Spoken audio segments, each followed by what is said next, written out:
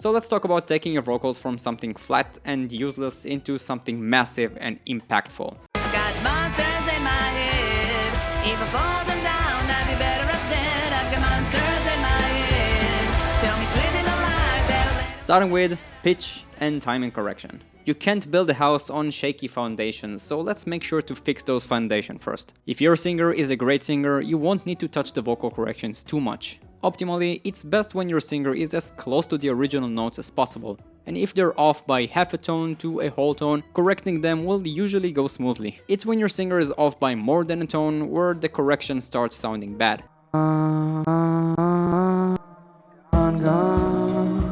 So pay close attention while you're recording, and if you can do a better take, do it. Don't rely too much on correction. You need to remember it's a tool, not magic. Pitch correction is where good vocals become great. So you're not removing humanity, you're removing distractions. In many cases, even if the singer is a bit off tune, the emotions and delivery is spot on, and correcting it might ruin it. So pay close attention to the overall feeling. Once you get more experience and you feel like it's necessary, you can spice the vocals by creating scoops, My head.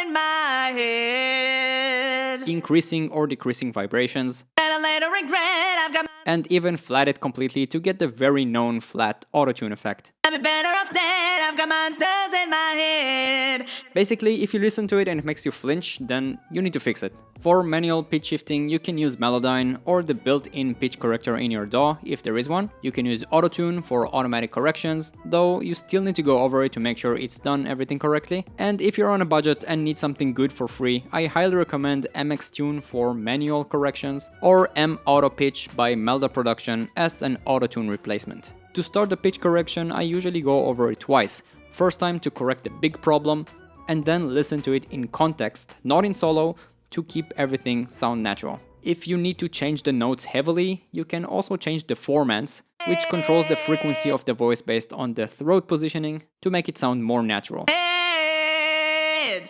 Once you're done with the pitches, timing is just as important. When you record, sometimes due to focus or distractions, your singer might be a bit off tempo. It's your job to make sure it's exactly on the beat. When you spot a phrase off tempo, add hit points to nearby phrases that were spot on and adjust the problematic area. You can play with it by sliding phrases slightly earlier for energy or slightly later for groove and attitude. Every DAW has a built-in audio warp tool, so you don't need any external plugins for that. And just like the pitch correction, you don't need to fix everything. The point is to sound intentional and not robotic. Recording a song and your chorus sounds really small? Well, it's because there's only one of you. Doubles are the easiest way to make your vocals sound huge. Doubles are basically duplications of the main track, and the reason you can't just copy and paste them to make them sound doubled is because the changes in the frequencies, pitches, tempo and imperfections are what making the vocals sound bigger. And duplicating the same source is just going to create phasing or increase the volume. And you need to remember that you don't want it louder, you want it to sound bigger. If I fall them down, I'd be better off dead. If I fall them down, I'd be better off dead. If I fall them down, I'd be better off dead. If I fall them down, I'd be better off dead. I've got monsters When you're done in recording my... your main track and finish selecting the best takes, you can simply take the second and third best takes and drag them into a double track. Unless you need the doubles to sound a bit different, then simply record them again. You don't need to be as accurate as you were on the main tracks, because it's those imperfections that give the vocal such a bigger feel. Just make sure any errors are not too obvious, and pan the doubles to the left and right, and keep them around -6 to -9 decibels below the main lead. If you only have one take of the main vocals without any duplicates, you can do this. Duplicate the track twice, shift them in tempo by 15 to 25 milliseconds, and detune it plus or minus 5 to 10 cents. It looks a bit different in each DAW, or you can also use a plugin like Vocal Bender by Waves, in which you can also change the format for the entire track. It sounds pretty good and doesn't cause phasing, but it still isn't as impactful as a new recording. If I fall them down, I'd be better off dead. I've got monsters in my head. If I fall them down, I'd be better off dead. I've got monsters in... I'll cover more plugins in the next video that are really taking it to the next level, but for now, let's focus on the production side. If your genre is dance, like metal or pop, stack 2 or 3 doubles for the choruses, each EQ'd slightly different. But in many cases, and with good mixing, one double can be enough to add depth without cluttering it too much. Harmonies is where your vocals start to sound really like music, not just melody. Harmonies create emotional colors and adding extra feelings behind your music. Harmonies are not only crucial for instruments and chords, but I would argue that good vocal harmonies are probably the most effective tools in a production to really put you apart from beginner producers. You need to remember that you don't have to harmonize everything. Most of the time you want to have the main vocals in the spotlight and add the harmonies to bring in that extra step when you need to add emotions. You can place them in the beginning of the sentence, in the end, or throughout the entire thing. Just make sure you don't overdo it and that it really adds something. I can make an entire course about harmonies and how to get them right, but in 90% of cases, thirds, fifths, and octaves are going to cover most of what you need. There are many kinds of harmonies, but let's focus on the main two you will hear in most songs. First, you have the parallel harmonies, also known as diatonic. These harmonies follow the same rhythm and contour as the lead vocals, but stay a fixed musical interval away, usually third, fifth, or an octave away. They are best for polishing choruses or thickening verses without changing the emotions too much. Take me some time to get over this love that was all around us. And for number 2, you have the static harmonies, also known as pedal point. For these harmonies, you sing the main notes of the chord in this part and stay in these notes until the chord is changing. These kinds of harmonies create tension and a floating or hypnotic feeling. The days grow longer, they all feel the same. If I can't find who's left to blame, I'll play the same old song.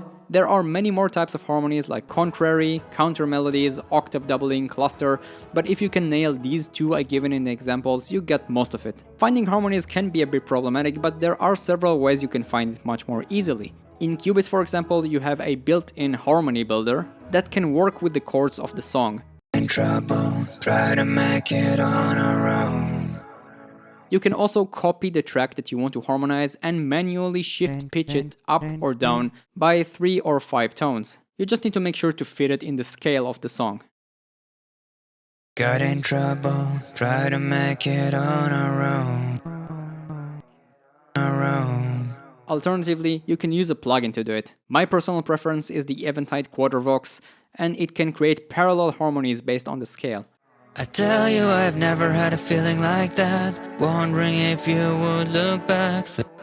For a free alternative, check Duet by Martin Eastwood, which is doing the same, but of course it's not as effective as a paid plugin. See the description for the links of all the plugins I mentioned in the video. I do highly recommend that you use all the artificial harmonizers as a guideline and not as a final solution, because human recorded harmonies not only sound better, but they're also going to help you a lot with the mix. Sorry to stop your flow, but while editing the video I noticed that I forgot to tell you that if you like and find this video helpful, a subscribe and like would help us tremendously. So, let's continue. If you want your chorus to sound like a stadium, this is how you do it. Crowd vocals, also known as gang vocals, make your track sound massive and alive. Take your friends, family, grandparents, anyone you can, and gather them around a condenser microphone. Ready? 3, and... Whoa, whoa. Instruct them on how to sing and what are the lyrics. And don't forget to record a test track first to make sure you're not clipping, because gang vocals can get very loud. Now the important thing is to imagine a real crowd singing the song. Many people will pretty much be on tune, and some of them will be completely off. The more takes you record, the bigger the crowd is going to sound like, but make sure that around 2/3 of the takes are on key and leave a third as more shouty or off tune. Even farther off. I mean, don't do it like, oh, don't go way off. You can play with it around and instruct the group to change their voices a bit on every take, so the crowd EQ will be spreaded much better. Okay, try to change your voices a little bit, like like this kind of stuff. Record multiple takes, shouting or singing the same lines 6, 8, 10 times, and repeat for all the phrases needed throughout the song. Welcome to the party! Welcome to the party! Welcome to the party!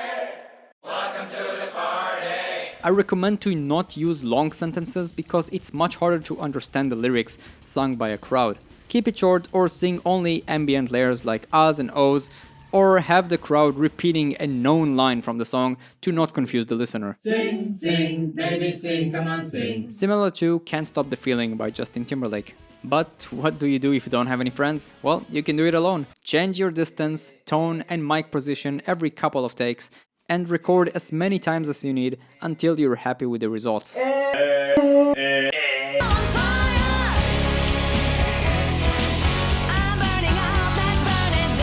It's perfect and mostly used in metal, rock, punk, EDM and basically anything that you want to sound anthem-like. And also to think from a producer perspective, these are the moments where everybody in the crowd are going to chant along with the song. So keep that in mind.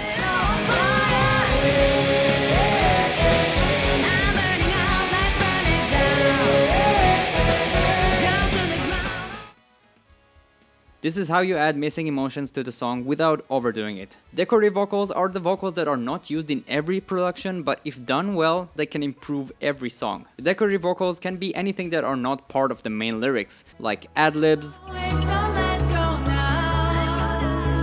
vocal pads, I'll turn around and run, call and response,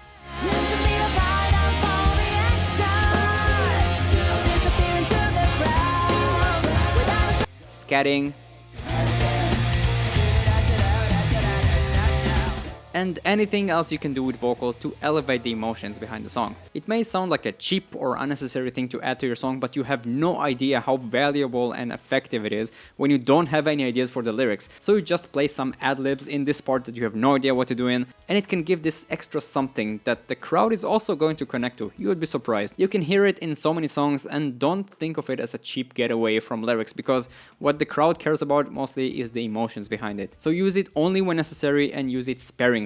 It needs to be balanced and help drive the emotions of the song forward, not used as a cheap filler. And that's how you turn vocals into a good, finalized professional production. And this is the second part of the process. If you nail this, all your vocal productions are going to sound much better, and you can elevate your song to sound radio ready. And in the next video, I'm going to dive deeply into the mixing part of vocals and make sure that you actually understand everything and not just copy paste like a parrot, because understanding how mixing works with vocals and basically everything else is a crucial part, and not just something you need to memorize, because every case is specific. If you haven't seen the first part on how to make perfect vocal recordings every time, watch this video right here, because this is where you should begin. So if you managed to get this far, thank you so much for watching the video, and I will see you in the next one.